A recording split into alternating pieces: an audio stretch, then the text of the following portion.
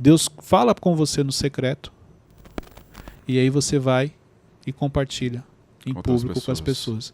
O diabo não sabia do seu futuro, mas quando você abriu a boca, ele ficou sabendo. Forte. Verdade. Então, assim, Deus falou algo pra você, no seu coração, ou lá no seu íntimo, no secreto. Aí você chega aqui e conta pra todo mundo. Você só esqueceu que o mundo espiritual também tá ouvindo. Por isso que é muito fácil distrair. Porque a gente se perde nas nossas palavras, se perde nas nossas emoções. Entendeu? Então, o quanto você realmente consegue calcular, mas com a razão, tirando as emoções. Peraí, deixa eu ver. O que eu vou ganhar? Qual é o preço que eu vou pagar? Do que eu vou ter que abrir mão aqui? Qual é o impacto disso daqui na minha vida? Cleide, seria não caminhar por uma necessidade, sim pelo propósito, sempre? Eu diria... Exemplo, Cleide, você caminha pelo propósito? Não, eu caminho pela obediência. Forte como assim? Porque se eu for caminhar pelo propósito, eu posso querer caminhar pelas minhas emoções. Se for pela obediência, a obediência que eu falo aqui é diante daquilo que Deus vai me direcionando. E Deus sempre vai me direcionar dentro do meu propósito. Você entendeu? Então a obediência já está ligado diretamente ao propósito. O meu maior desafio, com certeza, o meu maior desafio é permanecer na obediência. Eu sempre falo isso. O meu maior desafio não foi sair da empresa que eu trabalhava, do Pão de Açúcar na época, no status, no auge da minha carreira. Isso para mim não foi difícil. O meu desafio é depois que eu sair, permanecer em obediência. Entendeu? Lá eu poderia falar que eu estava cumprindo meu propósito? Sim, porque eu tinha lá um treinamento que eu fazia nas lojas, escola de líderes e talentos, treinava pessoas, eu estava cumprindo meu propósito. Mas chegou um tempo que Deus me deu uma outra direção. O desafio que nós temos no dia a dia é permanecer na obediência. Por que é permanecer na obediência? Porque nem tudo você pergunta para Deus. Tem coisas que você quer fazer do seu jeito. Fez mais sentido.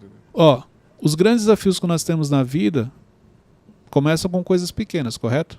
Sim. Você pode ver, os maiores problemas que você tem que resolver começou pequeno, você não cuidou, não vigiou, ele se tornou grande. Se as pessoas soubessem a importância do que é pequeno na nossa vida, elas dariam mais valor às coisas pequenas e se preocupariam mais com as coisas pequenas. Tudo que é grande, um dia foi pequeno. Pode ver. Então, decisões. Quando você tem que tomar grandes decisões, você se preocupa em pedir uma direção para Deus. Mas quando são pequenas, não. Ninguém tropeça em montanhas, né? Exatamente. Você entendeu? Então, assim, coisinhas simples. Às vezes uma decisão sua do dia a dia. Você não pergunta. Uma pessoa que você conheceu, não, mas conheci hoje, tal. Aparentemente não é ninguém relevante, mas você começou a andar com ela e não percebeu. Ela te ofereceu um negocinho simples, você não percebeu. Por quê? Porque a gente sempre está focando nas grandes montanhas, nas coisas grandes. E esquece de olhar porque é pequeno. E a gente perde mais energia lutando com as coisas pequenas, como se a coisa grande é a parada que a gente consegue observar. Exatamente. E contornar. Né? O pequeno te desafia mais, mas o seu foco está no que é grande. Você acha que você está com um grande problema e não percebe que existem vários pequenos probleminhas que te tomam tempo. Por que muita gente tem dificuldade em gerir o tempo? Muita gente tem dificuldade com finanças. Exemplos, para qualquer pessoa, uma pessoa que não tem entendimento sobre finanças, você chega e fala assim, quanto você gasta por mês? Ela fala assim, um exemplo, R$1.000, um exemplo. Ó, vou te dar um exemplo aqui. Tá, me fala como que é esse gasto seu de R$1.000. Não, eu pago 500 de aluguel, eu pago 200 de comida, 700. Eu pago mais 100 de internet, 800. Eu pago mais 100 de convênio, 900. E esses outros 100 eu divido em 4 e gasto no final de semana. Mas se a conta é essa, por que no final do mês você está sem dinheiro e não está pagando as contas? Porque aqueles R$2, R$5, R$7, R$10, R$15, o pequeno, que vai picado, você não coloca na ponta do lápis. Acho que não vai fazer a diferença. Você quer um erro que as pessoas cometem? É exemplo. Quanto você gasta de comida? A pessoa fala assim, R$1.000 por mês. Beleza. Por quê? Porque ela vai no mercado, faz uma compra e gasta R$1.000. Mas Nos finais de semana ela tem que comprar fruta. Porque ela não compra fruta para o mês inteiro. Ela não compra mistura para o mês inteiro. Quanto é gasto picado? E tudo isso entra na alimentação. Só que na hora que ela vai pôr na planilha, ela só põe o grande, que é os 1.000. Ela não coloca os pequenos. O que te irrita? Exemplo. Se eu chego aqui irritado, e aí o Wesley não pintou o cabelo hoje, eu vou discutir com ele. Ou ontem. Eu vou discutir com ele e falar assim, já a gente ia gravar, você veio com o cabelo assim, não sei o que, tal. Não, só dando um exemplo. Tá. Não tá bagunçado, não. Aí você fala assim, olha, mas isso aqui é sério, porque ele não arrumou o cabelo, a gente teve que parar a gravação, ele teve que arrumar. Não tem nada a ver com isso aqui. Eu me irritei quando eu fui entrar no estacionamento e o cara demorou para abrir. Quando eu cheguei no elevador, eu fiquei 40 minutos esperando. Tudo coisinhas pequenas, que não tem como eu ficar nervoso na hora. Eu vou brigar com o elevador? Não. Vou ficar lá discutindo eu e ele? Não. Então você vai ver, é uma série de coisas pequenas, e aí quando você chega em algo um pouco maior, você estoura com a pessoa. É o pequeno. É sempre algo maior ou é sempre quando tem alguém ou uma pessoa próxima? Não tem uma ligação, depende muito do seu controle emocional. Você separar. Exemplo, onde você mais descarrega a sua energia, a sua raiva, o seu estresse? Em que lugar? No trânsito. Não. Geralmente onde que é? Em casa. É. Agora, olha só, como que você explica? Você, tipo assim, você fica 8 horas trabalhando e você fica em casa 3, 4 horas, porque fora isso você vai estar dormindo, e em casa você se irritar mais do que as 8 horas fora. Não é isso, é porque às 8 horas uma série de coisas aconteceram que foram te irritando e você foi descontar em casa. Porque em casa é você mesmo. Aí você não tem paciência com a esposa, com os filhos ou com o marido. É uma série de coisas que você acumula que você desconta em casa. Sua esposa não te irrita tanto assim, não, irmão. É o seu dia que é puxado, só que lá no trabalho você não pode falar o que você pensa, mas em casa você quer falar o que você pensa, e aí você desconta nela. Um exemplo dessas coisas pequenas, acho que é louça, né? Meu Deus Você, tipo, usa uma colher, você, deixa ali. Sim. Aí usa um negocinho pra passar no pão, deixa ali. Mas se tem uma panela, um prato assim, já começa a incomodar. Exatamente. Aí vai somando. É o final de semana do Wesley. Ele vai somando a colher da segunda, da terça, da quarta, chega no final de semana. É a Não, vida mas- procrastinadora dele. O segredo é não pra você Vai ele deixar... com a setinha aí, ó. Olha. Com jeitinho. Não, o segredo é você nunca deixar juntar a louça. Então você deixa um copo aqui, outro ali. Espalha, né? Ai, meu Deus do céu. Desculpa, gente. Esse é o Wesley, gente. Ele tomou refrigerante hoje. Então, o segundo ponto é o impacto que essa oportunidade vai causar na sua vida. E o terceiro, calcule os pontos positivos. Quais são os pontos positivos? Porque assim, quando eu falo pontos positivos, essa oportunidade que ela surgiu, ela tem uma ligação com algo que você já pensou, tem uma ligação com algo que você já sonhou. Então, exemplo, quando surgiu a oportunidade de você trabalhar no instituto. Isso foi uma das coisas que você calculou. Uhum. Você já tinha um dia sonhado em estar próximo ao Tiago, fazer parte do instituto, fazer parte do ministério. Sim. Fica mais fácil tomar decisão. Não, eu nunca sonhei. Então, peraí. Então, o quanto essa oportunidade que surgiu, ela te aproxima de coisas que você já sonhou. Ela te aproxima de coisas que você um dia quis ter na sua vida. Isso vai te ajudar a tomar a decisão certa. Mas desde que você faça a leitura correta do cenário. E como não deixar o medo paralisar, Cleito? Quando você entende que o medo ele faz parte da nossa vida. Entendeu? Então, exemplo, o medo não vai deixar de existir. Eu preciso aprender a conviver com ele. Aprender a conviver com ele é mais ou menos assim, eu vou tomar uma decisão aqui agora, o medo chegou, ele encosta aqui do meu lado. E como se ele ficasse assim. Você sabe que isso aí não vai dar certo, né? Você sabe que você vai tomar prejuízo. Você sabe que você vai se arrepender. Ok, ele sempre vai fazer isso. Mas imagine então do outro lado, vamos dizer, a fé. Já vai falar o contrário, de acordo com a visão. Uhum. Tem como eu conviver com os dois? Não. O exemplo, ou eu escuto o medo, ou eu escuto a minha fé. Um dos dois. Aí vou tomar a decisão e eu avanço. Então, o medo, ele faz parte do nosso dia a dia. Muitas vezes o maior erro que você comete é justamente não ter tomado a decisão. E esse foi o maior erro que você cometeu. Porque, olha só, Exemplo. Aqui cabem quantas canecas? Várias. Um monte. Várias, um monte. Ok. Mas aqui agora eu tenho 3. Muitas vezes eu tenho medo de perder uma dessas canecas. E aí eu não tomo uma decisão. Só que eu nunca percebi que o fato de eu não ter tomado uma decisão fez com que eu deixasse de ganhar várias canecas. Então eu poderia estar com várias e eu não estou, porque eu estou focado só nas 3. E muitas vezes eu me vanglorio disso. Tá vendo? Continuo com as 3. Mas quantas você deixou de ganhar? Sim. Na vida você mais perde ou mais deixa de ganhar? Deixa de ganhar. O problema é que o que eu deixo de ganhar eu não calculo. Igual eu perguntei, quantas cabem? Não sei. Então é um número que eu não tenho, então eu vou focar nas 3 que eu tenho. Cleiton, a gente pode olhar o medo como algo bom também, que faz parar para pensar? Não, isso aí chama-se prudência. Entendi. O que faz você parar a pensar é a prudência, não é o medo. Então na vida você não tem que ter medo, você tem que ter prudência. A prudência caminha com a sabedoria. Entendeu? Uhum.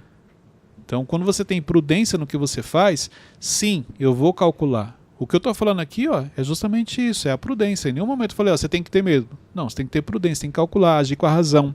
Multidão de conselheiros, porque a sabedoria e a prudência caminham juntas. Agora, se eu for pelo medo, o medo só tem uma função na sua vida, te paralisar. A diferença da prudência e o medo, então, é que o medo é paralisante, é para te paralisar, e a prudência é para fazer você evitar problemas. Para você Pensar. calcular o impacto daquela decisão. Basicamente é isso. A prudência ela não vai te paralisar. Ela vai fazer você calcular e falar, olha, não necessariamente dessa maneira, mas desse jeito aqui eu consigo. A prudência ela faz você avaliar o cenário. Então, a decisão ela é muito mais tranquila. Você já tomou uma decisão com medo? Já. Você já viu como é difícil? Horrível.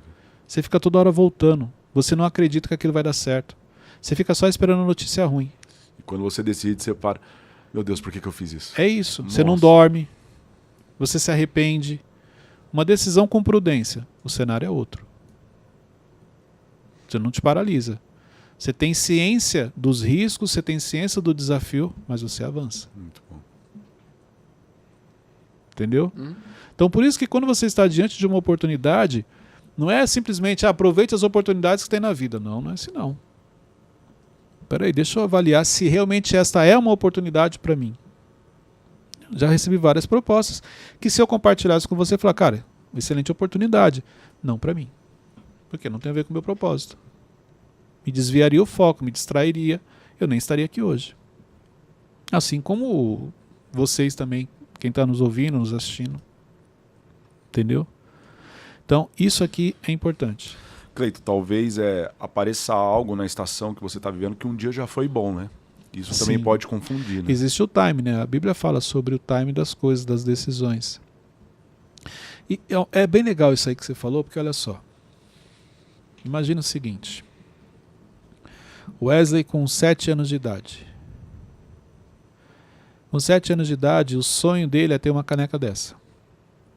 Então, porque ele tomava no copo o Todd dele, lá o leite com café, ou o leite, não sei. E ele sempre sonhou ter uma caneca dessa, com 7 anos. Não conseguiu. Com 15 anos de idade, surge a oportunidade dele ter uma caneca. Se era algo que ele tinha vontade, o que ele faz? Compra. Mas hoje ele não usa mais caneca. Não faz mais sentido caneca. Porque ele, com 15 anos ele está tomando no squeeze, direto na garrafinha e tal. Você entendeu? Uhum. Então passou o tempo. Aquilo, tem coisas que em determinadas épocas da sua vida aquilo era importante. Depois passou. Aquilo era uma oportunidade. Agora já não é mais. Se você não fizer a leitura do seu estado atual, você pode tomar uma decisão errada. E, mas o Cleiton falou, já uma vez passou no seu coração? Já passou. Não, mas passou quando você tinha tantos anos, quando você tinha uma outra mentalidade, quando você estava no outro nível. Hoje para você não faz mais sentido. Então a gente pode falar que o passado ruim paralisa e o bom também. Sim, se você fizer a leitura errada. O bom não, porque não é bom para hoje, é bom naquela época. Sim, ele pode se tornar uma referência, mas se a pessoa ficar presa, naquela época, só voltando nisso e não vivendo o novo... Exatamente. Você pode perder o time. Então, exemplo.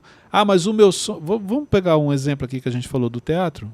E você trabalha com isso. Vamos supor que um dia você sonhou em participar de uma novela no horário nobre. Uhum.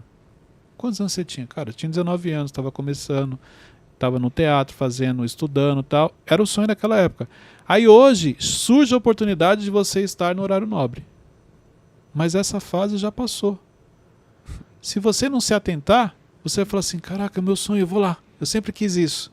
E não percebeu que a fase aqui já foi. A estação passou. Aí você abre mão do que você está vivendo hoje para fazer aquilo. E desvia completamente do seu propósito, daquilo que você estava fazendo. Identifico. Entendeu? Por isso que essa sensibilidade, o time, fazer a leitura certa. Aí você, olha só, isso aqui é muito, muito interessante. Por quê? Porque numa situação como essa que eu falei para você, você vai orar. Fala assim, mas Deus não está falando nada. Mas claro que não está falando. Por quê? Deus sempre fala do seu futuro. Eu falei isso aqui numa pregação esses dias também. O problema é que eu pergunto as coisas para Deus diante das decisões que eu preciso tomar hoje. Então, exemplo. Hoje, eu vou fazer a novela ou não? Deus não vai te responder. E quando você pergunta, Ele te responde às vezes uma coisa que não foi aquilo que você perguntou. Porque Deus sempre fala com você do futuro. A resposta que você precisa, exemplo, para a novela, ela foi dada há 1 ano atrás, há 6 meses atrás. Só que você esquece o que Ele falou. Por isso que a gente muitas vezes pergunta e Deus não responde. Porque a resposta que você busca, Ele já te deu. Sim. Então essa oportunidade de hoje, Ele falou com você lá atrás, se era para você entrar ou não. Mas você esquece. Porque Ele só fala com você do futuro. Quem vai falar com você sobre o passado? O inimigo. Pois é. Entendeu como a gente se perde? Você pergunta algo para Deus, Deus quer falar com você do futuro, o inimigo vem, começa a falar coisas do seu passado. Te paralisam, te bloqueiam, você abre mão. Lá no passado Deus falou para você que você seria grande, que você seria relevante, que você acessaria ambientes relevantes, pessoas, conexões, tudo isso. Você tomou posse, chorou, foi aquela coisa. Por que hoje você está com medo? Por que hoje você está perguntando algo para Ele que Ele já te falou? Como que você ficou quando a pessoa pergunta uma coisa que você já falou para ela? Meu Deus. Indignado. Pai. Você fica como? Indignado. E você? Meu Deus. Pois é, ainda bem que Deus não Repetir. age assim com a gente, né? Já pensou se Ele fizesse com a gente assim como a gente faz com as pessoas? Isso é doideira. Oi, ó, ia ser doideira. E a gente esquece disso. Isso é importante. É forte. É. Ficou alguma dúvida? Não. Não. Parece que vocês estão meio... É que bate muito com tudo isso que está falando com a vida real que eu tenho passei. E você fez parte disso. Então. É isso. E eu vivo isso também na minha vida. Então, assim, todos os dias surgem oportunidades. Mas nem todas são para você. E existem pessoas que todas as oportunidades que surgem, ela abraça. E quando você olha a vida dela, ela está sempre pulando de galho em galho, não tem consistência. Gente, um dos segredos para você crescer é a constância. Constância. Como que você vai manter constância se você todo dia está mudando, fazendo algo novo, diferente? Não tem como. Então esteja atento às oportunidades que surgem na sua vida.